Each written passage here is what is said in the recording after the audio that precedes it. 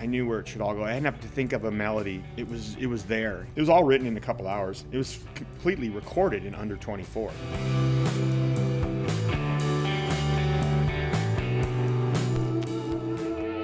Welcome, everyone, to another episode of The Story Behind the Song. I'm Peter Csathy, your host, and today I'm joined by Adam Duritz of the great band Counting Crows. Adam, how are you doing? I am good.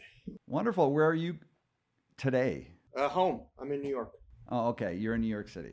So, Adam, first of all, before we kick off, we're going to be talking about A Long December and from your second album, Recovering the Satellites, and then we're going to get into your new album that's coming out, Butter Miracle, and just talk about some other things that you're focused on these days and get into some of the stories behind the song, because that's what this is all about.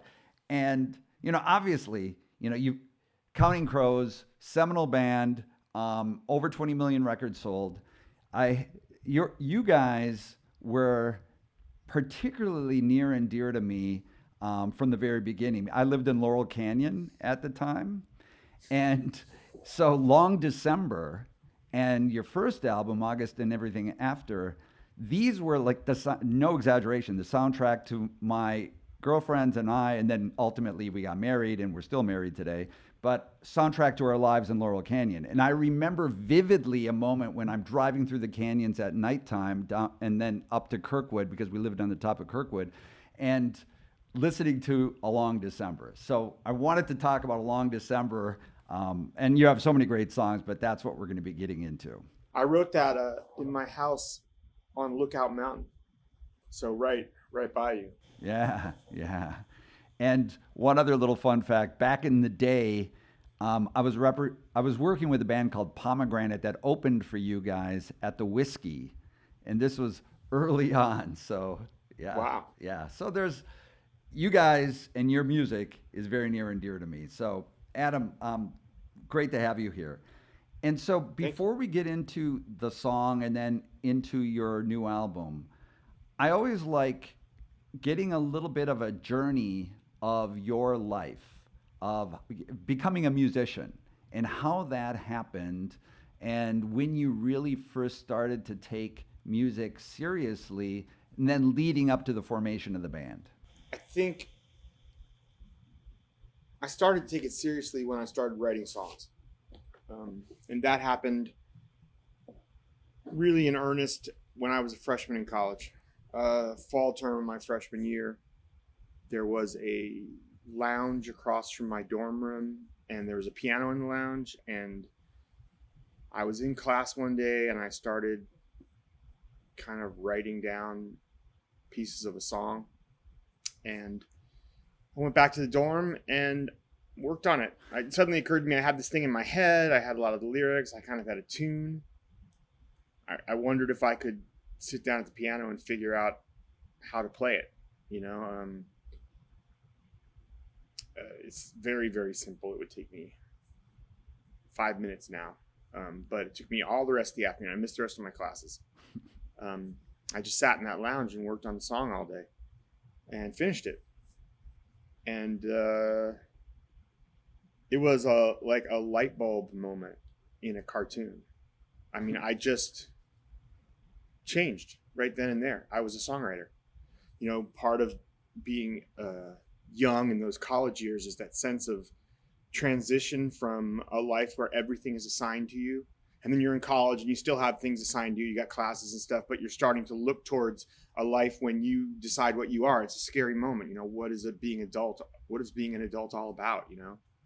And you have no sense of who you're going to be, and you're trying to find that.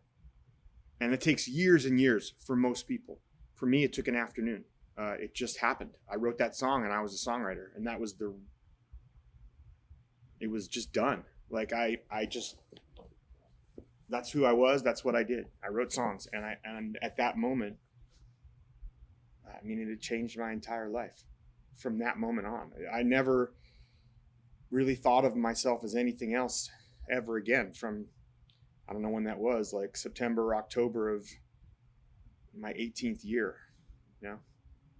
That's pretty amazing. So prior to that, did you you didn't write songs before that moment, that seminal moment where you got the spark and that overtook you. But were you playing a musical instrument or anything before that time? I had played a little piano. I'd been in a band when I was younger. Okay. Played bass in the band and sang.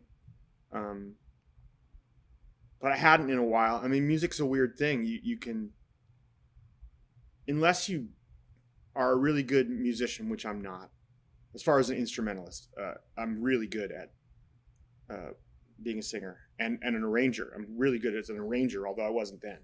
And I'm actually a really good tambourine player, which is strange. I've worked on that over the years. Yeah. Because it's a very hard instrument to play. But up till that point, I was a huge music fan. I loved music. I was obsessed with music. I listened to music and read about music and thought about music all the time. But it wasn't something I saw as a life because I didn't know what I was going to do with it. Like I didn't have any real investment that way. I've never been a great player. I'm still not a very good piano player. I think I developed piano playing to write, and was a struggle, and it is a struggle. It's very difficult for me because I can't really play by ear at all. So I just, I figure it out. Yeah. Did you record that first song that you wrote? Yeah. I mean, yeah, no, I did. I'm sure. Is there any place to find it? Not that I'm telling anybody. I mean, I'm pretty sure I have it. That'd be a cool thing. Yeah, I'm pretty sure I have it, but it's not like,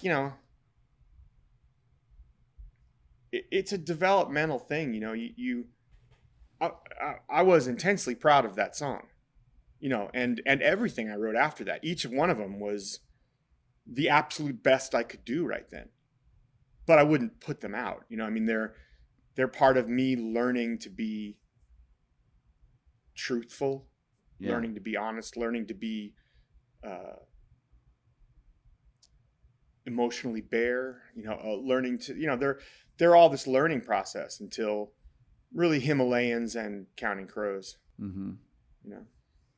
So from that time, the dorm, having that magical moment with the piano, what was the journey like to get to, you mentioned Himalayas, and then getting to Counting Crows and starting the band?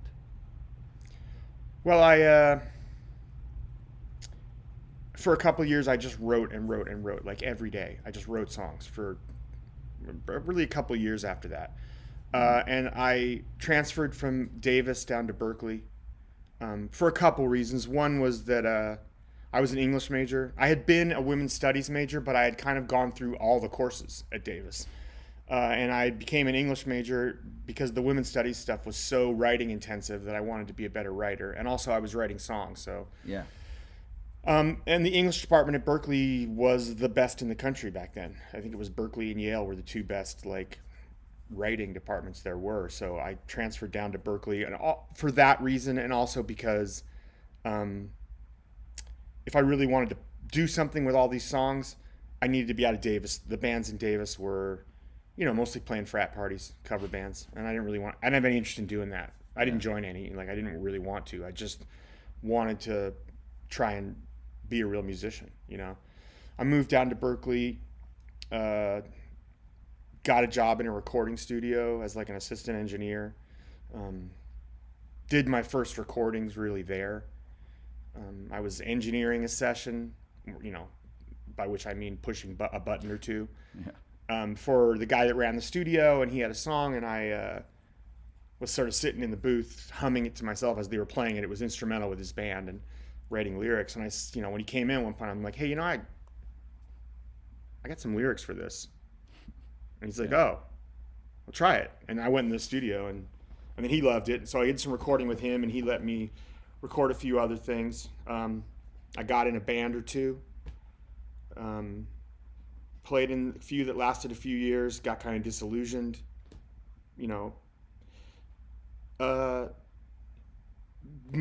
Doing art is really, really hard. and especially in a collaborative art form, for different reasons than just stuff you do yourself. You know, it's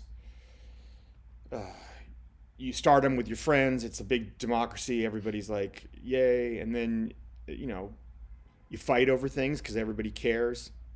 The friendships that you started with get kind of frayed because of that. It's just real life. It's the reason that most people, it's the difference between a hobby and a life, is that you hear people talk about something they're working on and they say, well, it stopped being fun and I didn't want to do it anymore. Yeah. I understand why people say that, but that's the difference between someone who has a hobby, which is for fun, and someone who wants to do something with their life, which is not for fun. It can be fun, but it's for more than that, you know. And in my first band, my first real band, I just didn't get over that hump, and I quit, went over to Europe backpacking with some friends, did that kind of trip, you know, to stop playing music and, you know, kind of draw a line and get on with my life. While I was over there, my friend David Immergluck, who's one of our guitar players now, he had joined Camper Van Beethoven, and they were out on tour opening for 10,000 Maniacs in front of like great bands, 15,000, 20,000 people a night. And I was just so fucking jealous that I started writing songs again off the top of my head in Europe. And then I went home like a little while after that. I was like, I got to just go back to work. And I started a band that kind of became an early version of Counting Crows then. When that sort of fell apart, I joined Himalayans, and that was a really good band. And we were doing really well. Round Here is a Himalayan song, actually, that Counting Crows covered. Yeah, I mean, we covered it. I went back to playing some shows with Dave Bryson, just like open mics and stuff, and some acoustic sets. We were covering Round Here. And I started writing more stuff. You know, like Himalayans was one of those we're a democracy bands. I didn't write any music. I mostly just, like, I sang and I wrote the lyrics and I loved it. It was like way less responsibility. I wasn't the band leader. I was just one of the guys. And it was a much louder, more experimental band in a lot of ways. While I was in it and enjoying being in a band again, I was writing some material that didn't really feel right for Himalayans. I'd gone back to writing some songs again. And I tried some of them out when me and Dave Bryson were playing like open mic stuff. And I just started to feel like maybe I was ready to try, you know, leading a band again. I didn't want to leave Himalayans. I loved it, you know. Yeah. But I was in like 3 bands then. I was in a lot of different bands at that point. I sang backgrounds for Sordid Humor. I was the lead singer in Himalayans, and I started to think a little more seriously about this, you know, Counting Crows thing me and Dave were doing. And we got together some of our favorite musicians a few different times just to do some recording sessions at Dave's studio, because he had a little indie, like, 16-track studio, Dancing Dog. And over the course of those years while I was in Himalayans, we did like 2 or 3 different groups of sessions with kind of Counting Crows versions of it, you know. And the last one, I mean, it turned out really, really well. That was basically the band that was the first version of Counting, you know, the on the rec first record, you know. And those recordings we made,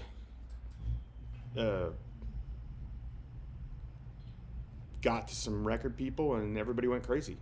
Yeah. And that's kind of I mean, they were demos that we'd done, but there were 15 songs on the demo tape, including Mr. Jones, Rain King, A Murder of One, Einstein on the Beach, Round Here, Omaha, Anna Begins. Wow. And then a bunch of other songs that I had that were really good songs. Well, they weren't really good songs, but they were really catchy songs. And Dave did a really good job of producing them. You know, basically we had songs, and that was clear on that first demo, because most bands have a song. Right. And we had 15, you know, like, yeah, it was like a bidding war in Counting Crows. Yeah, I mean, that's the amazing thing. It's like you were in several bands, so it's not like it was overnight. You were honing your craft, you were doing all this, but from the time that you sent your demo out, there was a bidding war. And it was a time where, I don't know what you thought about it, but or if it even entered your head at the time, but that was certainly in the pop culture. The attention was going for grunge at the time, and there was a lot of that. That was in the zeitgeist of popular culture at the time, and obviously Counting Crows is coming in with a very different sound at that point. When we were making it, grunge wasn't a big deal. Just Nirvana. Yeah. I mean, those bands were out there, but none of them were big. The only one that had blown up was Nirvana. I mean, I knew who Soundgarden was. Yeah. You know, but they weren't any big deal. You know, it was only Nirvana. That was the only band that had blown up out of that scene when we were making the record, I believe. By the time it came out, Pearl Jam was out too, and then after that, it's like everything's grunge. So by the time we get into the popular culture, that's true. Yeah. But not while we were making it, really. You know, and anyways, you don't really think about it at the time because you're not experiencing the popular culture the same way everyone else is. By that time, you're in a van. You know what I mean? You're literally in a van, and you're driving from city to city. It's exhausting, and you're playing shows, and you're in those shows every night. I was really cognizant of like American indie rock, or just indie rock in general. But we thought of ourselves as indie rock. I mean, we weren't coming from the mainstream. We were on a label that was all indie rock. I mean, it was like the Posies, the Sundays, Sonic Youth, Nirvana, and us. You know, like, I mean, it was and Teenage Fan Club. You know, like that was DGC Records back then. Pretty great bands. Where we were. So, yeah, I mean, and there's more than that too. There's Maria McKee, also Peter Gabriel and Ricky Lee Jones. But you know, there was very much like we were all kind of college radio. The only people that weren't were Nirvana, who had blown up by that time, but they had been college radio too. So, I mean, we kind of all thought of ourselves the same. I mean, I don't think we thought of ourselves as different. We were just all indie rock bands, you know, like, you know, if there was someone who I probably identified with that way, it would have been REM, but REM spent, you know, 5 albums and almost 10 years as an indie band on IRS. And that felt like where we were all coming from, because even though DGC was part of a major label, it felt like an indie label. We had real clear conversations with everybody talking about how we just want to get on 120 minutes, get on alternative rock stations, but really college radio stations. And hopefully we would sell 100,000 records maybe. That would be great. That was the dream from people at Geffen, from executives. Yeah. You know, like, and we had a 3-album deal, so the hope was that we would like have time to build it. You know, like REM. That was the model. You mostly people didn't blow up like Nirvana did. It was a surprise. None of the other bands on Geffen, on DGC certainly, were blowing up like that. So we really didn't think of it that way. Like, to us, we were just a college radio band. We were opening for Suede early on, and we were opening for Cracker, which to me was just Camper Van Beethoven. Yeah. With a few different members. You know, it was still David Lowery, who had been my idol as a kid, not as a kid, but as a young musician. And, you know, Monks of Doom, the other spin-off band from Camper Van Beethoven, used to rehearse in my dad's basement. You know, so for me, it was just like we were in the indie scene we had just come out of in San Francisco. We were still, you know, Suede was big in England maybe, but it was, you know, they were a cool indie band in America. And that's sort of, I mean, it's just how we thought of ourselves. And that's the way it was until it wasn't, Right. which caught us all by surprise.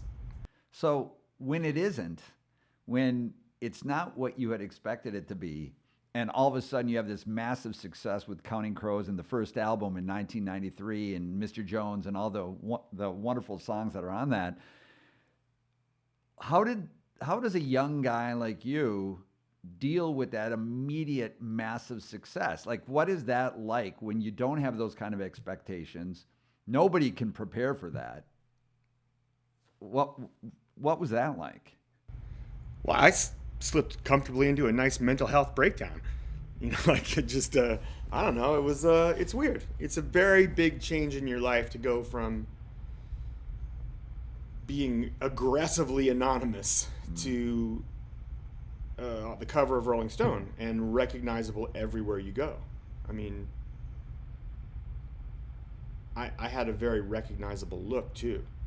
It's not something you think of because it's just how you look, but then I could be recognized anywhere I was after the cover of Rolling Stone for sure. Yeah. Yeah. So it's just life. It's different from life before. It's just life after rock. I mean, it's I've said the same thing a million times. But if you woke up on Mars, it would take you a while to get used to the gravity. Right. But you would. Right. But it would take a while, and it took me a while. But it's just an adjustment, like anything else. Yeah. One of the things that you said is really interesting. Just I'm a father of a young guy who's. Let me take that back. Okay. It's an adjustment, not like anything else. That's what it is. Wow. Sorry, but it's still an adjustment. It's just not like anything else. Yeah. Sorry, go on. I mean, No, not at all. I was just saying that, I'm a father of a young artist who just graduated from NYU Tisch Film School, and he was in the kind of position that you were, where okay, now what? He's a true artist kind of guy, and I thought your advice was pretty. I don't know if it was advice. It was more just a reaction to what you were dealing with, where you packed up your bags, you went to Europe. It's almost like clearing the head a little bit, and then the magic came to you once you had cleared your head a little bit. That's what it sounds like. Well, I wasn't expecting it to, though. I went there to clear my head and get on with the rest of my life in a much more mundane fashion. Yeah. That's what I went there for. But that, you could have all the intentions in the world. Life is a road that you don't necessarily set that path for yourself. It goes where it goes. You make your choices, and that was my choice. When I felt differently, I went back to it. But that's the thing, there's only one rule for being an artist, which is to make. Everything else,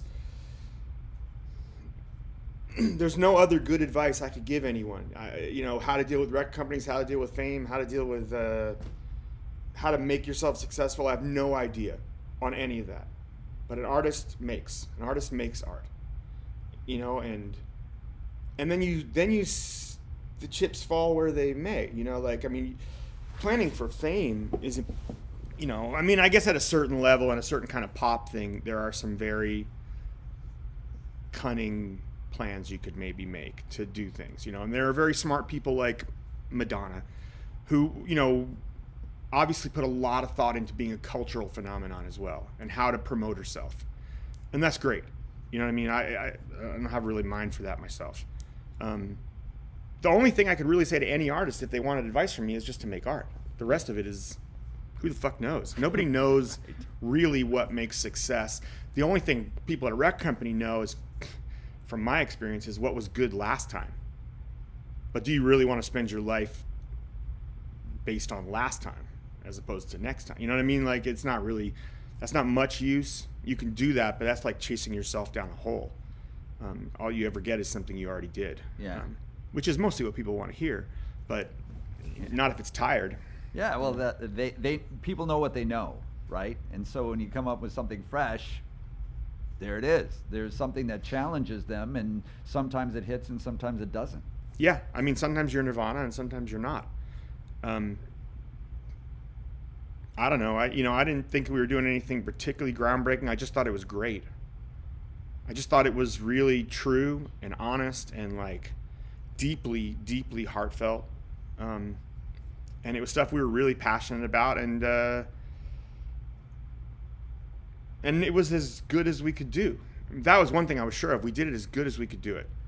And then we got better and did it again, and that was as good as we could do it. And I don't know if it's better or worse than anything else. That's other people obsess over that.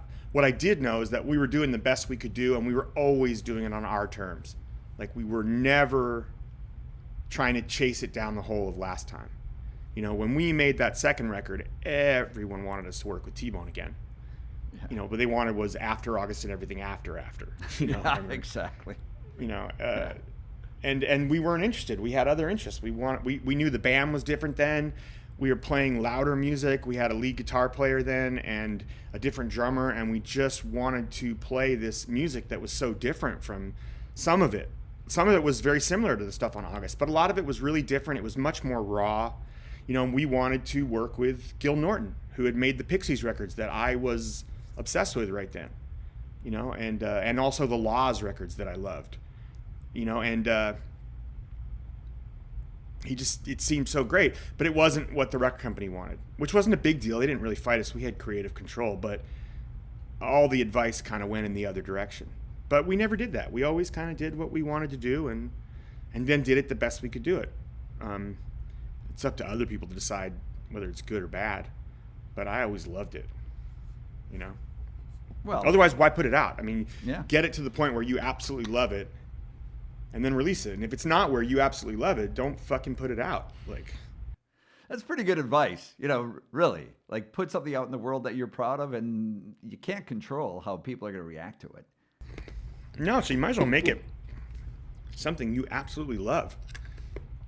You know, I mean, it's hard. I mean, so do it right.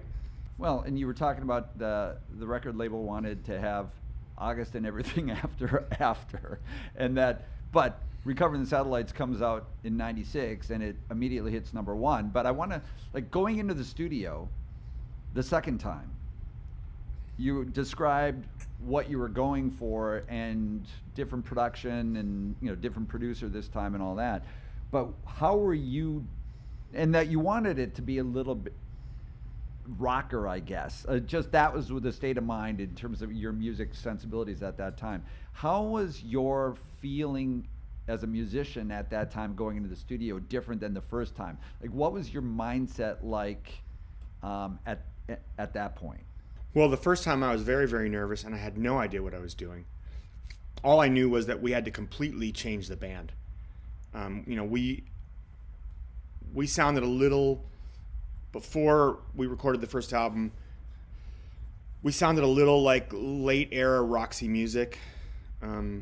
Avalon era Roxy Music is kind of where we were sonically, and I thought that was, don't get me wrong, I loved Roxy Music, but it felt very beholden to a time. A lot of the musicians in the band were very influenced by stuff they'd heard, and they were thinking about good stuff. It's very hard to shrug off the idea of your influences at times, and it's it's easy to define good as like that thing I just heard. You know what I mean? Because that was good and successful, and a lot of the people in the band were very tied down to that in some ways, myself included. You know, we had all come from a scene. Maybe you really loved Stone Roses. That stuff was groundbreaking, and that guitar player was so, you know, groundbreaking, and that you wanted to play like him, and so you used a lot of echoes and, you know, reverb, and your guitar playing sounded like Stone Roses, you know. Or maybe you liked Tony, God, what's his name? Tony K? No, not Tony K. Tony, played with Peter Gabriel, and he played a stick, you know, and so you were playing fretless bass. You know, there was just like stuff, you know, maybe you loved Stuart Copeland, and so you drummed like that. You know, that's great drumming. But those are all things you're doing to hear yourself, and we needed to listen to each other. You know, and in order to make a great record, I thought we had to learn to be a band. We hadn't been a band for very long, like under 6 months when we got signed. You know, like it was pretty quick. That's quick. And so I wanted everybody to get rid of everything, all the effects, a lot of the drums and the drum kit, no more fretless bass for a little bit, get an old Hofner and a Vox, and let's just sit in a circle and play and hear each other and just become a band. And a lot of making the first album was stripped back. And there's all these people that like attributed that to some sort of like worship of 60s and 70s music, you know, like that very Laurel Canyon thing that like we wanted to be the band. Right. And in ways that's kind of true, but it was only because to me the band were clearly listening to each other when they played.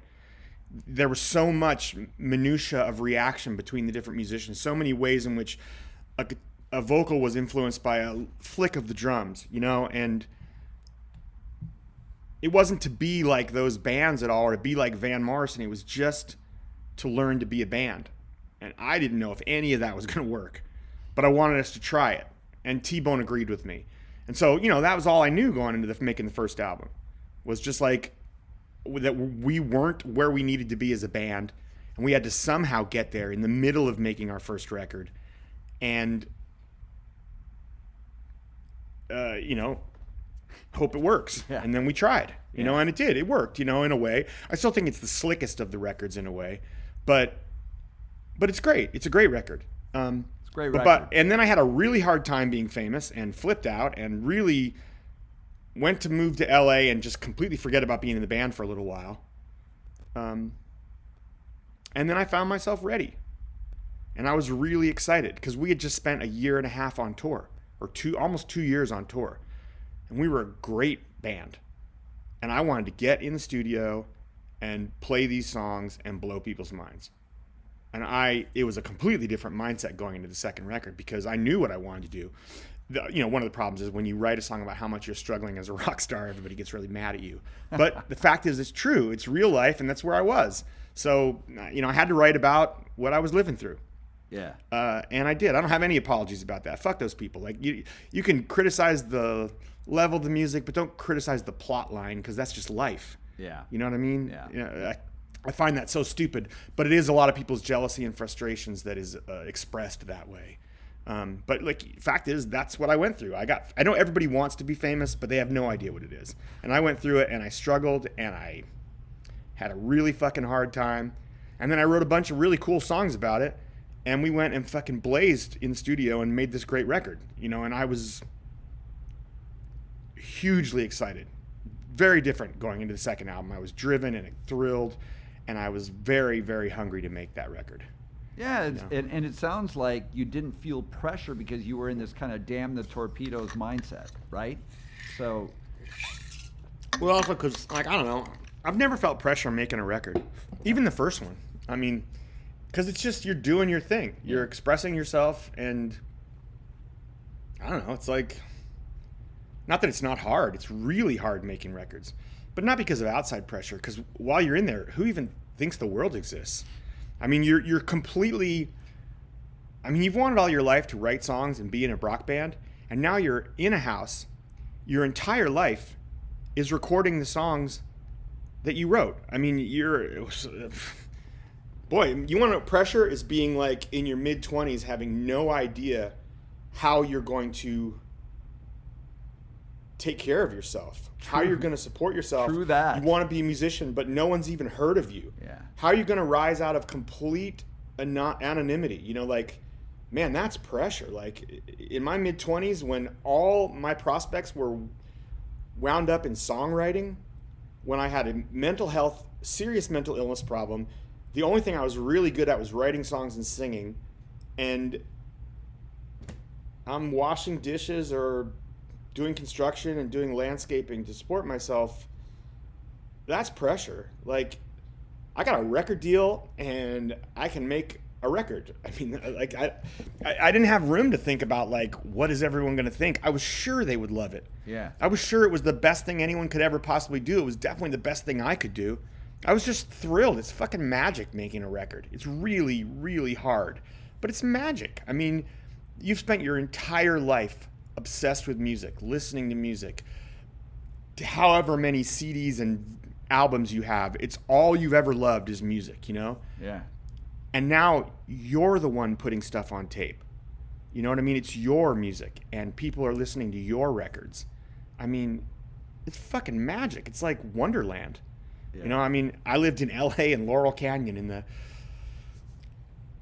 I don't know what you want to call it, the heartland, the where it comes from in a lot of ways, like where a lot of people made music. Right around the corner from where Joni lived, like it was just fucking cool. No, it's pretty amazing. It was a magical place, that's for sure. Yeah. Yeah. So let's get, just before we get into the new album, I want to dig in a little bit about A Long December And if you remember the first spark of when that song came to you, like where you were, do you recall that moment where, whether it was the lyric or whether it was the music itself? Yeah, no, I mean, I was working at the Viper Room then, and I was bartending, and I got off work around 2 or something, and drove up. My friends Samantha Mathis and Tracy Falco lived in a house right at the bottom of Laurel Canyon, on Hillside, and like a block, Down on Hillside, yeah. yeah, a block east of, or Crescent Heights at that point. I went to their house for a while. I was hanging out with them for a couple hours, and I went back up to my place about 4 in the morning, I think.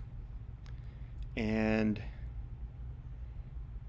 I was tired, but I sat down at the piano in my living room and I started playing, and it just came right out, the whole song. I sat there for an hour or two and wrote it. It seemed to write itself. I felt like I knew where the chords were supposed to go in a way that I rarely do. It just felt like I knew where it should all go. I didn't have to think of a melody. It was there, you know, and I wrote it. It was all written in a couple hours. It was completely recorded in under 24. It was completely written and recorded in under 24 because I wrote it that night, finished around 5 or 6 in the morning, got up the next day, called my A&R guy, Tony Berg, who produces all the Phoebe Bridgers records, you know? Yeah. I called Tony and said, hey, man, I got to come down and play you something. He had a piano in his office. And I drove down to his office and sat there, played him the song. And then I went to the hospital for a little while. A friend of mine had been hit by a car, so I was spending a lot of the early parts of my days in the hospital at, I can't remember if she's in UCLA or something. She was in UCLA, I think. There you go. There's that lyric. Yeah, so I spent a lot of my days there, and about 4 or 5, I headed up to the studio. It was like Beechwood Canyon area. We had a house there. And I taught it to the guys before dinner, and we recorded it after dinner, and that version is like take 6 maybe. There are almost no overdubs on it.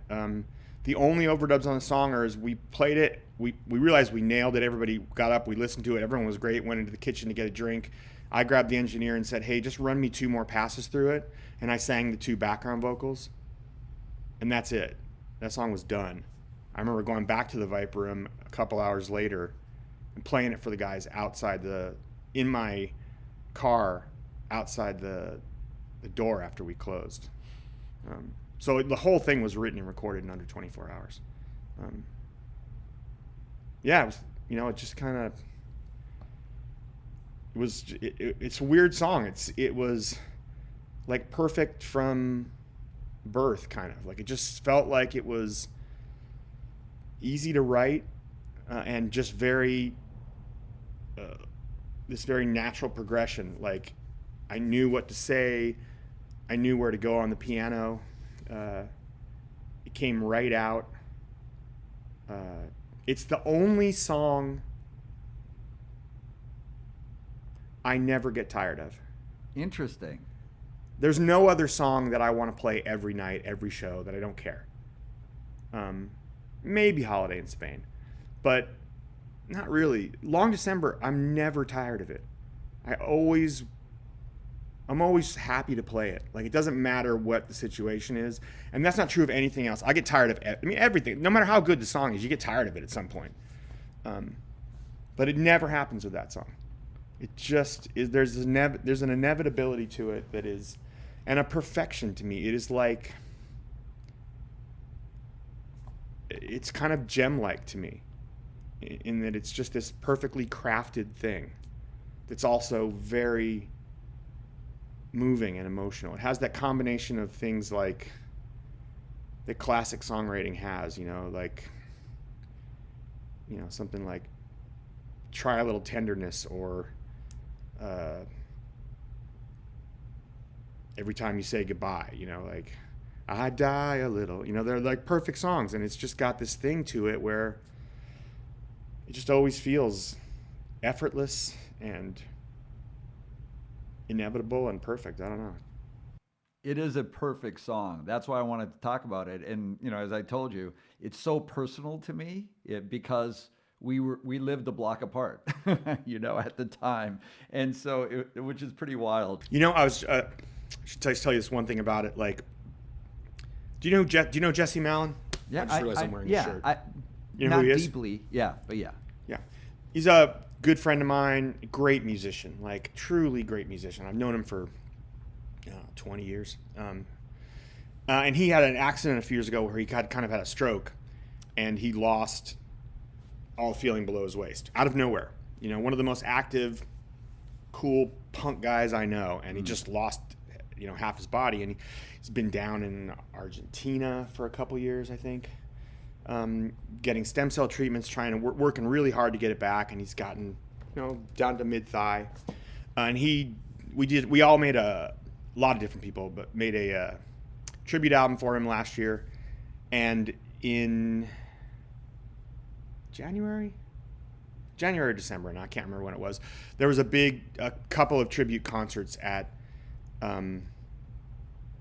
Beacon Theater in New York, and we're all of us, a bunch of different people, were going to play like our songs from the tribute album, and Jesse was playing. You know, it was incredibly inspirational, and I did this really great song of his.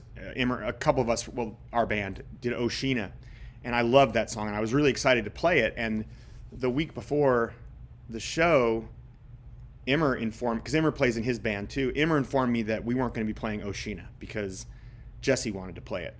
But Jesse wanted me to play Long December with the band, with his band and Immer. And I was really bummed at first because I feel like, you know, this is Jesse's first real public show back in years. And everybody else is going to be playing his songs. And I'm going to be the one asshole who's not. Like, I felt like an asshole, and I thought people were going to be really think it was because I'm an egomaniac or something. Yeah. And then Immer said, no. Well, one, Jesse really wants to play Oshina, but two, Long December is his favorite song, and he really wants you to play it. And I was like, okay, fine. But I was really nervous because I felt very self-conscious about going up on stage during this tribute to Jesse, you know, and not playing one of his songs. Yeah. And when I got up on stage to play it, it was near the end of the show. It's like 2 or 3 songs from the end of the show. Went out there to play it. I was so nervous that when I went to the rehearsals with his band, I couldn't fucking remember the words to my own song. I like blanked out on the third verse twice. The first half of the third verse, I just completely blanked out on it. It was really embarrassing. And when I went out to play it, though, I was still feeling really self-conscious because it had been a very, very moving night, but really based around Jesse. And then I started playing Long December, and it was so galvanizing, like with the audience too. I mean, you could feel it. It was like this deeply emotional, like, release from the audience where there'd been all this, I don't want to say tension because people were really celebrating, but it was, you know, Jesse, it's still hard for him to stand, you know, and he was amazing. But there's all this emotion in that night that was like tied up in, you know, this tragedy of what happened to him and his struggles, you know, to surmount that and how powerful it all was. And somehow during Long December, it's like it all released. And like, you know, in recent years, it's become this almost like Christmas tune. You know, like people play it in their concerts. It means a lot to a lot of people, which it takes that a while to trickle down to me because I don't really, it's hard for me to grasp that, but it does mean a lot to a lot of people. But I don't think I ever really powerfully grasped that until the show when I was playing it. And as the entire audience seemed to like sob and release this, like, I don't know, fucking joy and all the feelings that have been pent up just like came out, and everyone is singing, and it was fucking crazy. You know, and the song has that in it, you know, I know that, but I don't think I ever quite grasped how important it is to so many people until that night, which is, you know, 30 years into a career before it gets through my dense fucking head. But, you know, there it was. Like, That's beautiful, though. That's a beautiful story. You know, thanks for sharing Yeah. that. That's very, very cool. Very, very cool. So, moving on from that, just because I want to make sure that we talk about your new album, Butter Miracle, that's coming out, and Butter Miracle, The Complete Suites, which is an interesting name for an album. And I got to ask just really quickly how that happened, but I want to understand a little bit about how, if at all, you think your songwriting process has changed from what we were just talking about back in 1993, 1996, and you've had several albums in between, but how you think you've evolved during that time. But I got to ask you about the name of the album first. well, Butter Miracle is bizarre and wonderful. And it's based on something. I like that it's kind of nonsense, even if it is based on something to me. So I can't tell you what it means because I don't want to. I love that. But yes. But you know, the first thing that we did for it was a suite 1, and I decided I would call this half, which is not a suite, Sweet Tooth. Because I think everyone was all on me about when are you gonna do the second suite, and I was like, I don't know if I'm gonna do another suite ever. I wrote one suite in my life. It was hard and it was really cool, but I just decided to call it Sweet Tooth, and then I called the whole thing the Complete Suites, as a joke. But yeah, I think it was hard. I wrote all of this, almost all of this, on my friend's farm in England. I had been spending a lot of time on this farm. A lot of it by myself, in the middle of nowhere in the west of England. And I wrote the first suite there, and then a year later, I wrote most of the rest of these songs. And when I left England, I stopped in London on the way home, and a friend of mine is in a band called Gang of Youths. Mm-hmm. And I had already sung on the record once, but they decided to redo it. And so I went and sung on it again. This may have been 2 years later, I'm not sure. I went and sang on it again. And when I got home, Dave, the lead singer, the album got finished a little while after that, and he sent it to me. And in listening to it, it was so good. It's called Angel in Real Time. I still think it's one of the best records anyone's done in the last decade. But it made me realize that the songs weren't good enough. They just weren't quite up to that level. And I don't know why. I've never had this problem before, but I just didn't. They weren't good enough. And I went back and reworked stuff. I rewrote parts of Spaceman in Tulsa. It had too many parts, and I chopped it down to this thing it is now. Under the Aurora was a different song completely. I kept the verses and wrote a whole new chorus for it, which is much better. I finally finished Boxcars. Virginia Through the Rain pretty much stayed the same. And I wrote With Love from A to Z. It's the only time in my life I've really gotten an awakening like that. I guess I was so excited to finish and do the same thing I had done a year or a couple years before with doing it all on this farm in isolation that I was not as strict with myself as I am. And it wasn't until hearing hearing Gang of Youth's record that I realized, oh no, these songs aren't quite good enough. There's a little bit of laziness here. And I need to go back to the drawing board a little bit and work on these. And I did. And it worked. But the weird thing about it was that had kind of really undercut my confidence. And I was very nervous about sending them to the band. It was a real reach on these songs to write stuff that I couldn't necessarily play very well. Especially Spaceman and Aurora has it was impossible to sing until I realized that I could give some of the lyrics to the other guys and spread it out. Boxcars I could not play. Like I had it in my head, but it was beyond my capability. It was always supposed to be a guitar song, and it was way beyond my capabilities as a piano player to play it. So I couldn't even work on it that way. I had to do it all in my head. It was very difficult. And I was very nervous and insecure feeling, which I normally am not, about sending them to the band, because they were very rudimentary on piano, except for, like Virginia Through the Rain, which is meant to be like it is a piano, very sparse song. But the rest of them, like, I didn't really feel like the versions I could play on the piano represented what they were supposed to be, which I had in my head, and I was really nervous about sending them to the band and having them say they weren't very good, especially after I'd already done it to myself once, and so they sat for like 2 years with just me not being confident in them and not knowing what to do. And wondering whether they were supposed to be a suite or not, but not really feeling like they should be. Yeah. And wondering whether I should try and make them flow together anyways, but feeling kind of like rote about what's the point of that? Just because I did one suite doesn't mean everything has to be a suite, and finally, I got really frustrated with myself, and I realized I have to play these to understand them. And so I called up Jim, our drummer, and Millard, our bass player, and Immer, and said, I need you all to come to my house for like a week or two. And we just got to set up a studio in the living room, and we play these songs, just like a little sparse drum kit, like whatever, a couple drums, kick and snare. That's all, and a hi-hat, just simple stuff.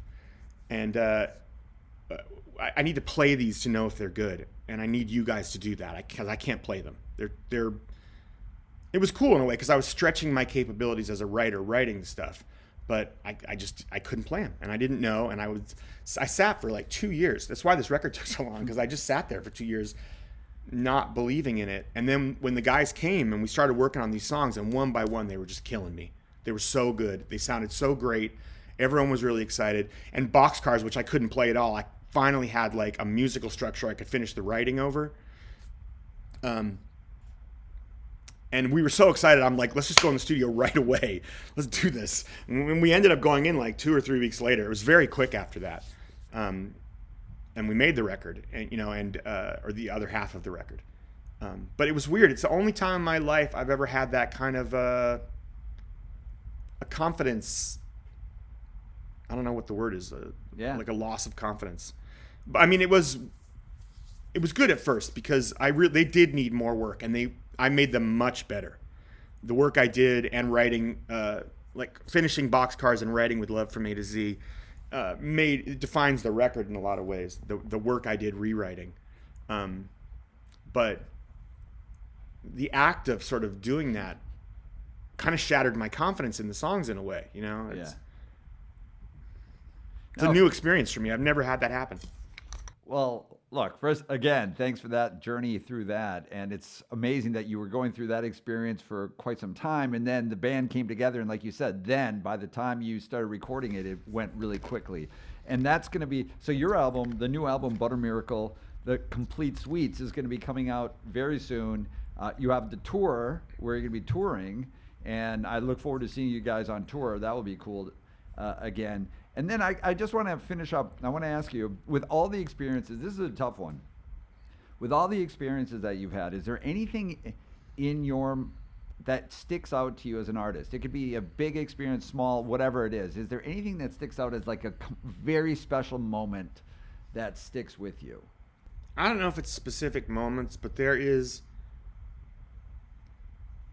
so much magic being in a recording studio. And like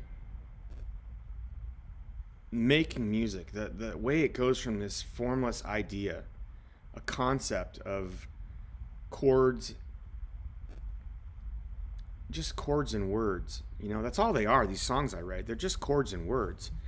The thing you hear is this thing that happens when we all get there together, and all of a sudden it's like, it's a song. Yeah. And it's a rock and roll song. It's music. It's like, it's powerful. There's this synchronicity of 5, 6, 7 of us, whatever it is, just in a room that takes the barest idea and makes it into this full emotional experience that I think is so fucking cool. Like it's really not the stuff I do alone, you know, with occasional moments like writing Long December that's just like, whoa, you know, where I remember it because it's so powerful as a thing on its own, you know. But for most of it, and I wish people understood this more, because to a lot of people our band is just me, you know, but all I really do is make these skeletons. You know, they're just ideas and concepts with chords and words. That's it. They're not like, it's literally a piece of paper that says A flat, E flat, D flat, whatever, you know, and back to A flat. And, you know, and I don't know what that is. I don't know, that's not round here or something. You know, it's just, you know what I mean? It's just, and then it's got some things that rhyme. People are going to be trying that out now paper. at home. They're going to be trying out those chords. The fact that the guys, not just them, but all of us together, that me and Immer and Jim and Millard, you know, that we and Dave, Dan, that we can get in a room together and take that skeleton and make it magic, you know, and make it into this, the fact that they understand what I mean, what I'm feeling, all the things that are in me that I'm trying my best to express in this skeleton on paper, you know, and that they can make it into a fully fleshed out thing that they understand without me even telling them half the time, like just what it means. That's why I love being in a band. Like, it's such a weird thing, music, this like the jazz of the connection between people, the improvisational jazz, the raw magical connection between people that makes music, you know, that takes the difference between what's on a sheet. Because, you know, in the past they used to write sheet music, and every they were smart enough to do it where every musician had his music right in front of him and knew what he was supposed to play. It's not like they're not doing it off the top of their heads. Yeah. They could see it because the composer had arranged it for them, so they just showed up. And we don't have that. We just have a bunch of guys that get in and look at a piece of paper I've brought them, you know, and then we just do it. Yeah. And somehow all this separate becomes one, you know, and makes a fucking song in a way that is, I find that so incredible. I love playing live because it's the same thing you're doing when you play live. If you're not just like doing it by rote every night, you know, you're expressing yourself, and you can you know, improvise on stage in a lot of different ways, but nothing approaches the way you did it that first time. Like when you're in the studio and you're just trying to make something that will last forever, you know, that is timeless and endless in that way. And somehow it ends up just being take 6, you know, just take 6, or I don't know why I remember this, but in the case of Mrs. Potter's Lullaby, take 4. Yeah. You know, that we did some overdubs, but the whole thing's based on take 4, you know, like somehow there's a moment where all of you just come together and make something out of nothing. Yeah. You know, which is the province of gods, really. You know, I mean, who else creates, you know, like, art does. Art makes something out of nothing. It is why it is the closest I think we come to like divinity in some ways. 100%. Art is the other thing in life that makes something out of nothing. You know, it's just somebody's idea given birth to something timeless. You know, like a song, a painting. You know, we're well paid. Guys like Van Gogh never sold a painting in their lifetime. Neither did Seurat. You know, and they made these things that are just, it's been hundreds of years, and we're still staring at them.